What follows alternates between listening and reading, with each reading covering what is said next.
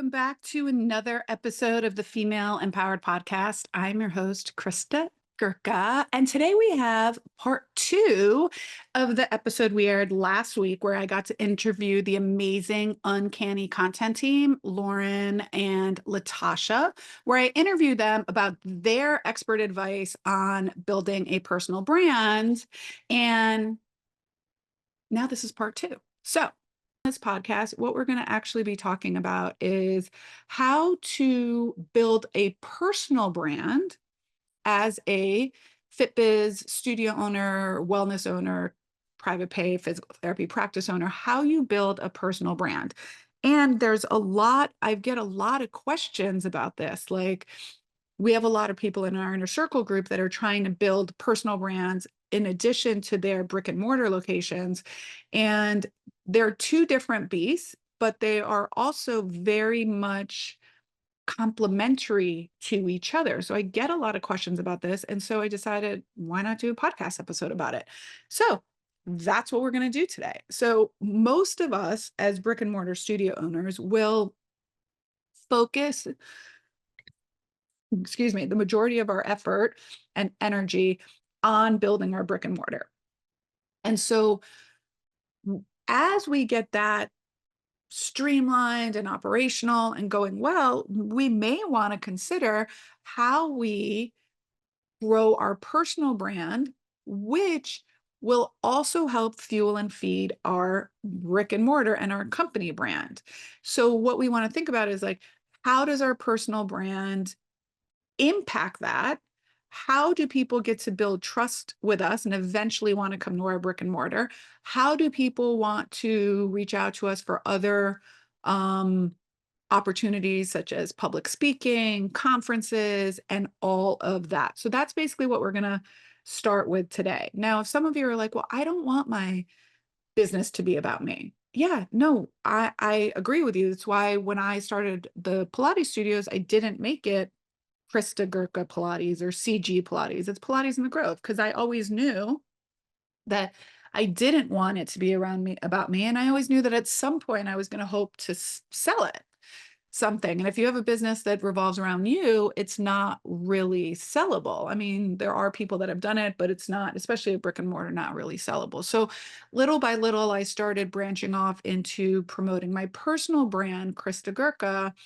And first took me a little while to understand what actually a personal brand did. Because, I'm an 80s baby. I mean, I'm a 70s baby. I'm a Generation X baby, which means I did not grow up with social media or digital products or anything like that. So being in front of the camera, being on social media was really awkward to me, but it's just like anything else. The more you do it, the easier it gets. All right. So let's talk a little bit about what a personal brand is and what opportunities it can provide you. So growing a personal brand is really growing a brand around you, right? Around you yourself, around your unique gifts, your unique skill sets, your experiences, your personal life sometimes as well. Okay. It's the story that you tell out into the universe about yourself and the image you want to project to your audience. Okay. For myself, one of the reasons I wanted to start more of a personal brand as well was because I wanted other women to be able to see what's available to them, right? That you could be a mother of children and still run a successful and sustainable business as a sole owner, right? You could do it without an MBA. You could do it without venture money or investing huge capital in your business. Okay. So the reason I wanted to do that was because I really want other women to see themselves in me and see that they can do it without, all of these external factors that we think are required to be successful in business. Okay. So for us, it was also important to me that I presented myself in a way that would align and attract people to Pilates in the Grove, right? So I'm not just selling classes and memberships at Pilates in the Grove. I'm selling a personality, a brand, a type of teaching that will entice people to come and experience what we're offering at Pilates in the Grove. Okay. So it really helps complement our own studio's identity by giving it a human face. So there's nothing wrong with having your human face out there because, again, people connect with you on a different level. All right. So, how do you align your personal brand with your brick and mortar location? Okay. So, one of the things that does get confusing is if they're not aligned with each other, right? Not to use that word over and over again, but if your personal brand is one way and then your business brand is another way, that's not to say they can't work. You can be a different person, but then maybe don't align your personal brand with your business. All right. Um, so one of the things is you want to start, or we want to start by identifying our unique strengths and passions. So for me, for example, I am a female business owner. Okay. I started the business by myself. There was not a man involved. I started the business with my own personal capital, $2,400. I did not get a loan. I did not get an SBA loan. I did not have funding. I did not have a trust fund. What drove me to open the studio? I wanted to create a place for people that were afraid of big box gyms or intimidated by big box gyms and wanted a movement method that aligned with them and their goals, right? Not to lift a lot of weight, but to be able to do things in a safe environment and feel protected. Okay. So I wanted to create a space that was in the community where people in the community could come and work out without the, I think, Crunch, maybe. I can't remember what brand does it. Maybe YouFit's like no gym intimidation, I think it's called.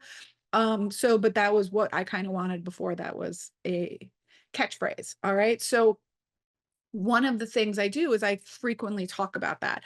The other thing is when you see me, like, again, if you're watching this on YouTube, I have a YouTube channel, by the way. I look exactly like I look. I don't have makeup on. I have my hair in a ponytail. I'm wearing workout clothes that are obviously, if you see it's dirty, I spilt something on them, probably coffee. This is what I am. This is who I am. So I'm very much when people meet me, they're like, oh, you're exactly like I thought you would be. Okay. So what makes your approach unique that will attract and draw people to you specifically? So look for ways that you can incorporate this in your personal brand and in your studio's brand, right? So someone that does this really, really well is Carrie Pages. She is the owner of Inbalance in North Carolina, and she's had a studio for a very, very long time, a very long time. But she has a very, very powerful personal brand. And if you don't follow her, you should, because she's an amazing instructor. And it has really allowed her to grow this other adjunct revenue stream for her business. She has a fabulous online portal. So if you're an instructor looking for some great teaching, she's someone really to that you can go ahead and follow. I think she's great. And if you're in the area in North Carolina where her studio is, you can follow her studio. So or visit her studio. So I'm going to link her handles and everything up in the show notes, but she's a really, really great example of someone that has built both a successful personal brand and a successful brick and mortar studio location. Okay. So now that we're talking about social media, like let's talk about leveraging social media for our personal brand. When I first started my personal brand, I didn't have a personal Instagram page. And so if you even can look back, if you scroll all the way back to Christa Gurka's through it, you can see the difference, the iterations, the transitions, the transformation from when it first started to now. All right. So you can really leverage social media, especially platforms like Instagram and TikTok that are very visual, that are great for our businesses, right? That show us working with clients, that show us doing tutorials, that show us teaching and giving other people ideas, right? These visual platforms are really very effective, and even YouTube to showcase our workouts, showcase our studios, showcase our dynamic personalities. So one of the things you want to try to Emulate is having a personal brand separate from your business, okay, your brick and mortar. And you really want to aim for a mix of, like, I recommend educational posts, and then inspiration, motivation, behind the scenes, and then glimpses of your real life as a studio owner. So, like, I'll post videos of me under the equipment, fixing equipment. That's real. Or me moving reformers in my car from one studio to the other. People resonate with that because if you're a studio owner, you've definitely fixed equipment by yourself and you've definitely moved equipment by yourself. Okay. So it's a really great way. The variety keeps your feed interesting and it really gives followers multiple ways to connect with you. Okay. Engagement is really, really key. So using engaging things, like, to be honest, when I post pictures of my dog, I get the most engagement than if I post like business stuff. All right. Ask questions in your post, in your captions. Use features like the stories that you can use links and the polls and the questions. Okay. Now, a few people that have done this really, really well, again, personal brands, is Tracy Scher, who's the at Pelvic Guru. She's the founder of GFAM. She had her own brick and mortar physical therapy place, but she's built a real good community with her personal brand as being like one of the top practitioners and teachers and leaders in pelvic health. We also have our very own Pilates' very own Terry Sire Moore, who has blown up on Instagram and who is definitely didn't come from social media. When we first started launching social platforms at Pilates in the Grove, we had to show her how to start an Instagram page and a Facebook page. And now she has all organically tens of thousands of followers, and she gets a tremendous amount of engagement on her feed. So you can go ahead and follow at Terry Sire Moore. It's another person that really has taken what they do and also created a personal brand. Now, how can having a personal brand also help you? You can get paid for engagement with your reels. Okay. You can have people that will reach out to you for collaboration and to be affiliates and sponsors and things like that. Right. I get contacted all the time to be an affiliate for someone, which is basically like I can make a commission on their product, which I don't do often, except for products I truly believe in. Like, I'm an affiliate for Claire Pelletro's Absolute Facebook ads. Check it out. They're launching very soon. They're opening enrollment. It is a top-notch, hands down, best Facebook marketing educational tool, course, video trainings, whatever you want that I've ever taken. And believe me, I've bought a lot of them. It's the best, hands down. Claire Pelletro's Absolute Facebook Ads. I'm also an affiliate for Shantae Cofield, the Movement Maestro's Instagram Intensive. Check those people out. I will never be an affiliate for people that I don't wholeheartedly believe in. So you can also get those situations, like I can get commission for referring people to those programs. Okay. You can get people that will ask you to be influencer marketing for them. They'll pay you to post. I mean, that's how, like, the D'Amelios make millions of dollars now on TikTok with influencer marketing. It's really freaking amazing. Okay. And they started as teenagers on TikTok. So another way that a personal brand will help you is with public speaking opportunities. So I have been fortunate enough to have the privilege for people to reach out to me to present at their conferences. So I have presented workshops for the Pilates Method Alliance. I have presented workshops for Boutique Fitness Solutions. I have presented workshops. I just presented a workshop for Pezzi, continuing education. I've done online workshops. I've done in-person workshops.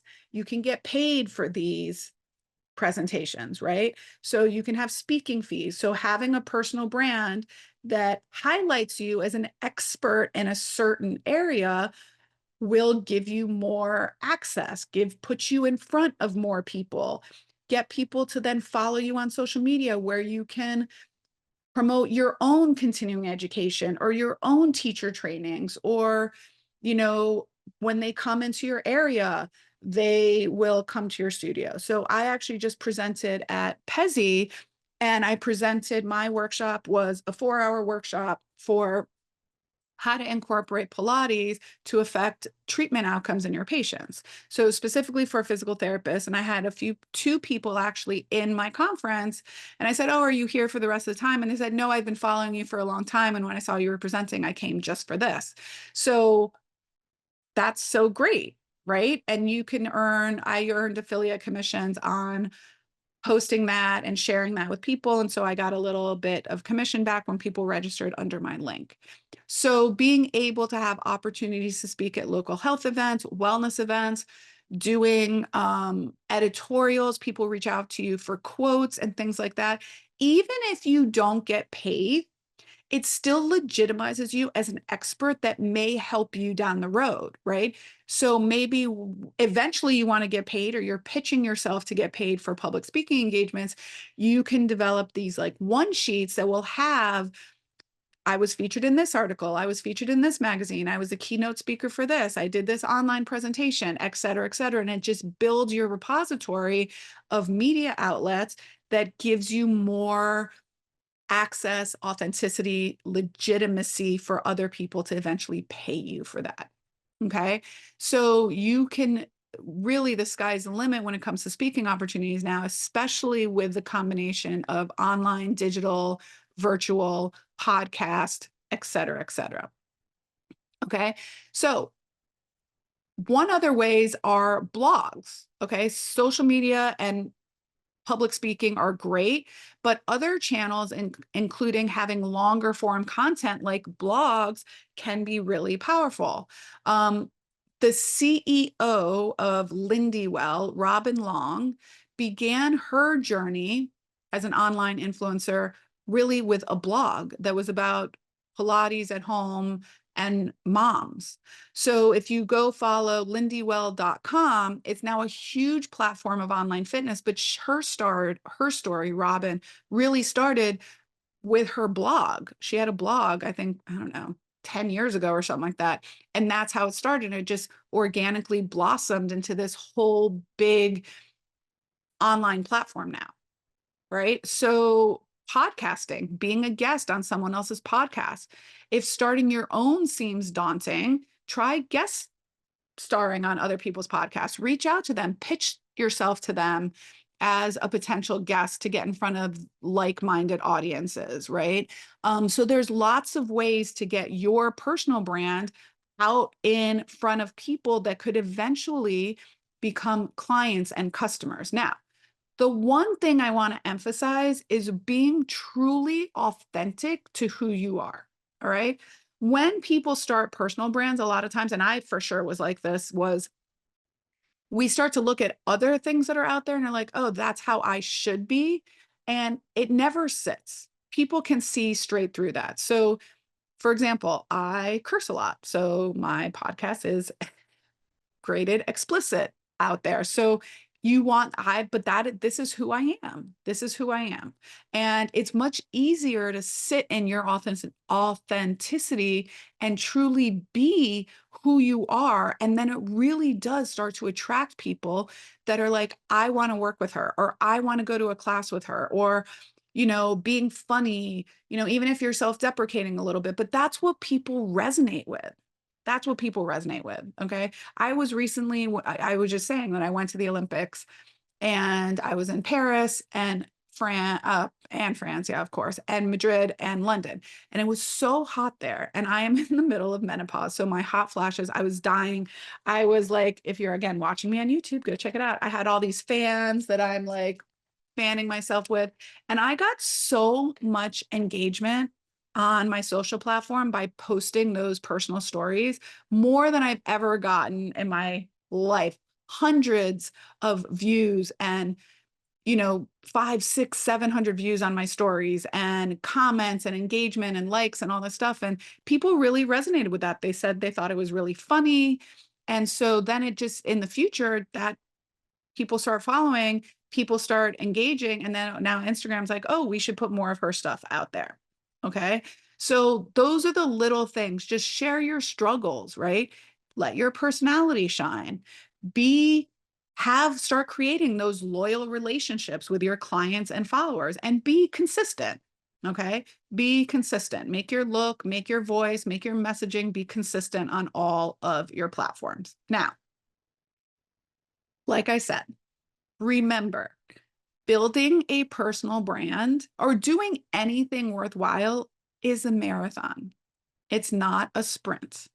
It is not going to happen overnight. All right. It is going to take time. I started growing my personal brand 5 years ago. Okay. And I don't look for a lot. I don't even have that many followers. How many followers do I have on Instagram? I think like 5,000 or something. Like, I don't think I have that many.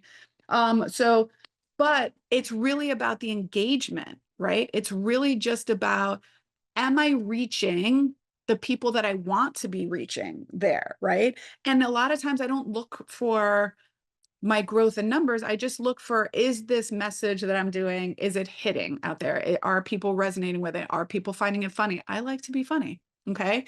So, and now I'm finally seeing that people are coming to the studio, reaching out, being like, I'm going to be in Miami. I want to take a class with you. Or like this other person that was just at my workshop that said, oh, I've been following you for a while and I saw you were going to be in my area. I wanted to take a workshop with you.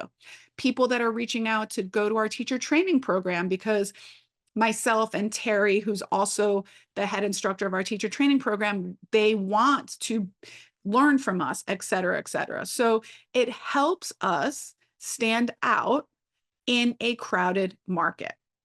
Okay. So if I were to leave you with anything, what are some things that you want to think about in terms of creating your personal brand, right? Reflect on what you want to make your personal brand about. If this is something you actually want to do, what story are you telling? Where can you start sharing more of yourself and more of your personality out there with the interworlds and the social platforms and everything? Okay. So this is interesting. I hope it did answer some of your questions about growing personal brands. I kind of went through that pretty quickly. I was on like a fast talking mode today.